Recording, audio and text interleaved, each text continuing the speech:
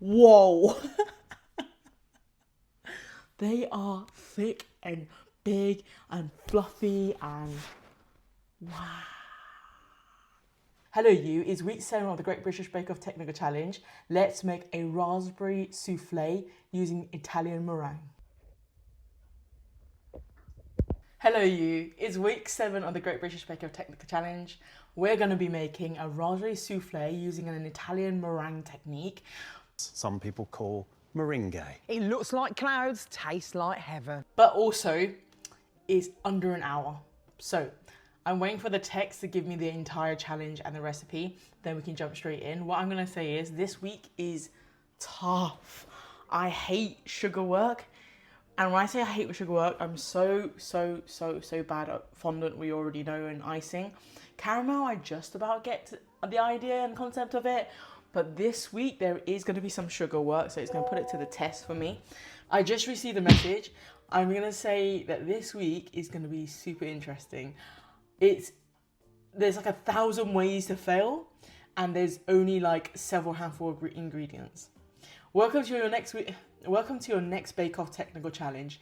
For this one, I hope you're ready to rise to the occasion. Honestly, with the puns, I swear. You need to make 4 perfect soufflés with a raspberry Italian meringue base, accompanied by a leaf-shaped tuile. You get 1 shot if you make a mistake, that's it. No pressure. For this challenge, you have 1 hour. On your marks, get set, bake. I unfortunately didn't order the flower shape thing for this week, so we're not going to be doing the tuile. Thank goodness. I'm not going to lie, I was kind of terrified, but we are going to focus on the main part, which is the souffle. Today's ingredients are, there's 4 ingredients: raspberries, eggs, sugar, and more sugar. And there's still 4,000 ways that it can go wrong. On that cheery note, we're going to start off with the raspberries. My one are frozen, but if your one's fresh, you can go straight into the recipe. But I'm going to let it thaw for 5 to 10 minutes before adding it to a pot with 2 teaspoons of sugar, which is deducted from the main amount of sugar that you're measuring out. Splitting the egg yolks and the egg whites. Now, because of how simple this recipe is, please do use high quality ingredients because it does come through. Save the egg yolks and make a really eggy omelette or like a carbonara or something. Don't waste it. The icing sugar is just a topping, so it almost doesn't matter how much you use. Now with the raspberry, you're going to simmer it on low heat with the 2 teaspoons of sugar until it creates a nice velvety syrup. Until then, we're going to focus on the ramekins. Now I'm just going to prep these in advance.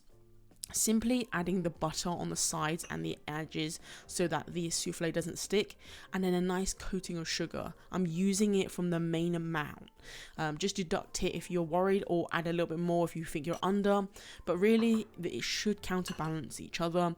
And I love this bit. I don't know why. Preparing souffle ramekins is so satisfying, because no matter how much you do, sometimes it still fails and sometimes it succeeds. I'm not going to be negative. I'm hoping this actually succeeds. Now, the raspberry should look nice and thick. Should be a little bit watery because of the high content of water in the raspberry, but no matter, because we will be blending this so that it becomes like a nice, fine, thick sort of raspberry jam. But you can see how thick this is because of the blender, and the seeds should not pass through the sieve. We want a really smooth syrup. This is really delicious actually. It looks like ketchup by this point. Now, the final few steps of the syrup is adding the bulk of the sugar to a pan on a light simmer, low heat. Tips on making a souffle from a noob. First and foremost, a really clean bowl, preferably room temperature, a kitchen mix or some form of like mix or whisk, like a handheld whisk, so that you're not doing it by hand, because you do need to make really nice small bubbles and like stiff peaks for the souffle. Wow, that's a big cat. I'm distracted. Prep your ramekin beforehand, always. Butter, then caster sugar or butter and flour, depending on which of the recipe. A piping bag so that you don't fold too much and you don't put too much pressure on the bubbles. Finally, keep your eggs room temperature. Now, if you do refrigerate your eggs, try and leave it out for 4 hours before. That's like kind of guaranteed like timing. If you have it out already, should be pretty easy. And finally, pray, because even with those tips, it's probably going to fail anyway. I'm just giving you guys a heads up, a warning. Not to raid on your parade, but we're going to start with adding the attachment and we're going to start whipping the egg whites. Slow and steady is really the game here. We're going to start on the lowest setting and then building up that setting, going from low to medium to high. We're going to basically use that to build really strong bubble foundations to make the most fluffiest cloud-like soufflés. Don't bung it to medium or high straight away. It will kill the egg. Now with the sugar, low temperature and again low and slow. So you want to do this process and the whipping of the egg at the same time, because essentially you want both of them to be ready at the same time. Now the sugar will eventually caramelize, so try and add the syrup beforehand before it actually caramelizes and burn. The trick is basically timing. There's no ideal temperature. I believe it should really sit a little bit above 100 degrees, so around about 120 degrees is perfect. If you do find that your sugar is caramelizing, either start again because otherwise it'll burn the raspberry, or you can slow it down by taking it off the heat. To be fair, it might be better off to start again, just because once the sugar turns, there's no good way to like reverse the effect. Then sugar naturally burns very easily. All there is left to do really is to bump up the last speed.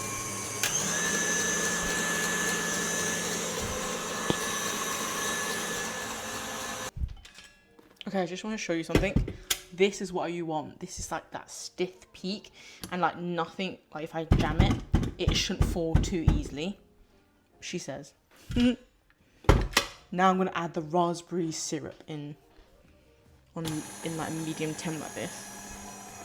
I've lowered the speed because the sugar can spit out and I don't want to burn myself, so just be mindful of this position. Now, despite how uncomplicated this dessert is, and it's quite contradictory because it can also deflate as easily as my ego, I do find that if you do pour this nice and slowly whilst whipping at an increasing speed, you tend to get a build up of more bubbles. That's probably the key to actually having a nice high souffle. Speaking of which, I genuinely found this really difficult. So much multitasking and so much more like precise measurements needed. It should have like a pinky colour. Still very warm. What I'm going to do is just bring down the sides and do one last whip. And it's done. Wow. What colour? It's like a pinky, orangey.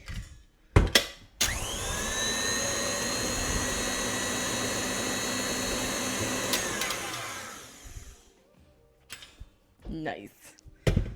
Yeah, I look really happy here, which basically means I did okay. But you will find that some of the sugar sticks on the side. If it's cooled too much, don't re-stir it in because you'll have sugar shards, and that's what you want to avoid. So just scoop from the center to avoid that. It's all going so well. When's it going to start going wrong? Telling you, this might be because it's Halloween week. I'm feeling rather pessimistic, but it's going well so far. Now it should fit a very large piping bag. In fact, I think I can make around about 8 to 10 ramekins of soufflés with this one batch, which goes to show that please don't waste ingredients just because the instruction says only 4.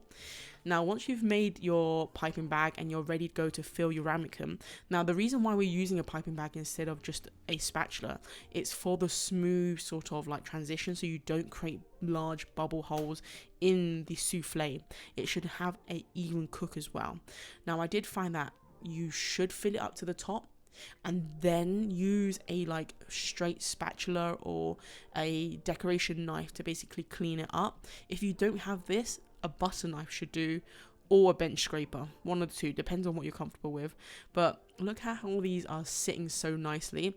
Now I do wish that my raspberry was a little bit pinker, and I have a feeling it's because I used frozen raspberry rather than fresh raspberry. I feel like the colour has dulled a little, but it doesn't matter, it still looks good and it's sitting really well. And these ramekins are really, really nice. So if you do want them, grab them from Amazon.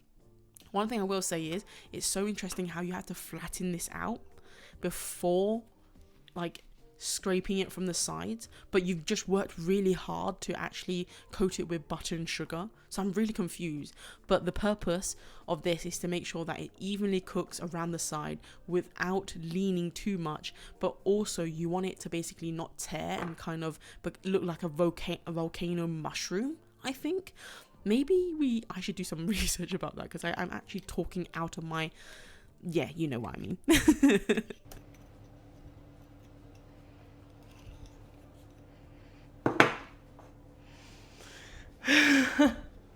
That's crazy hard. Research proven, actually. So please do carry out the instructions, because you create these really weird mushroom-like popcorn soufflés. They don't look ugly, and they're probably still very tasty, but they don't cook evenly, and that's something that you want to take note.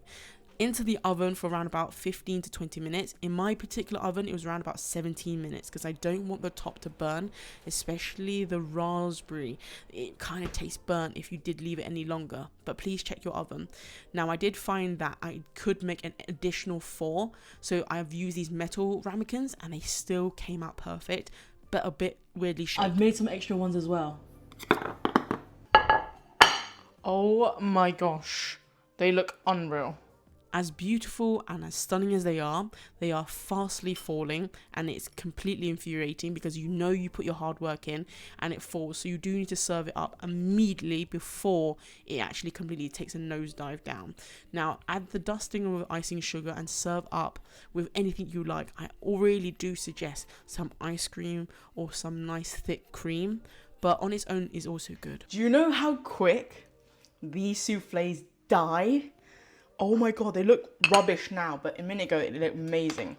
Let's dig in. We kind of made a plate. There's no cream or anything, and I didn't make the leaf, so let's dig in.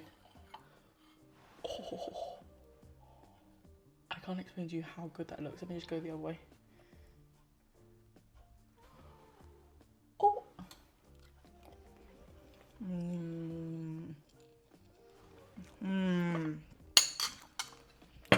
Fluffy, tart. Wow, it's sensational. The raspberry kicks in like so pungent, so tart, so like obvious that it makes the souffle really not boring. This would go great with ice cream or cream, something like creamy, because it's so sweet and so tart. But I also think that if you use rosin raspberry over fresh raspberry, you get a bit more tartness, I feel like. But look at that, a little jiggle.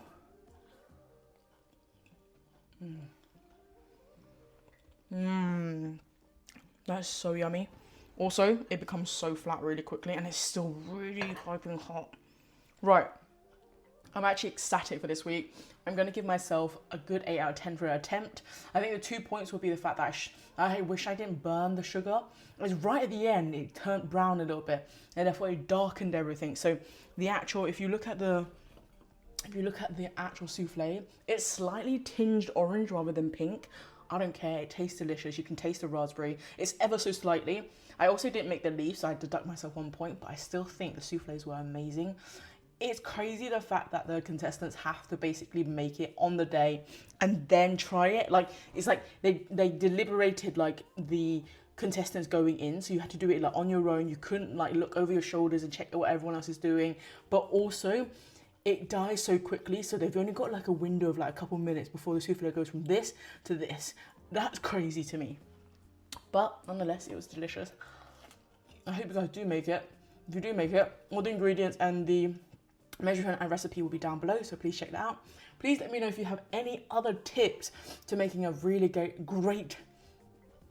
Please let me know in the comments down below if you have any great tips other than that I mentioned, just to let other people know, because I already made this, but I want to make different types like cheese or chocolate next time, because these are so delicious. They're also very, very sweet, so it's kind of interesting how much goes into it, the labor for it to fall so quickly. Thank you for watching. I'll see you next week for the next technical bake. I'm gonna love you and leave you. Take care.